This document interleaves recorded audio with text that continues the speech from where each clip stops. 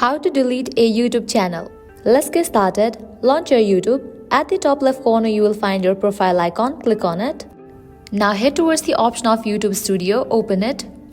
With that, you will land to the channel dashboard page. Now at the left corner, you will find different options. Click on the option of settings. Now over here, you will find different sections. Head towards the section of advanced settings and scroll all the way down. You will see the option of remove YouTube content. Click on that option. Now over here you will get two options. I want to hide my channel and I want to permanently delete my content. Click on the second option. I want to permanently delete my content. Now you have to check in for these options. The following will be permanently deleted. That includes your videos, subscriptions, contents that you have made on YouTube and so on. Also any paid subscriptions that you own will be deleted. Once you check in for these options, click on the option delete my content.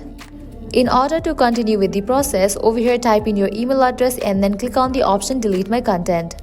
And with that, your YouTube channel will be deleted. So this is how you can delete a YouTube channel. If this video was helpful, don't forget to like, share and subscribe. Thank you.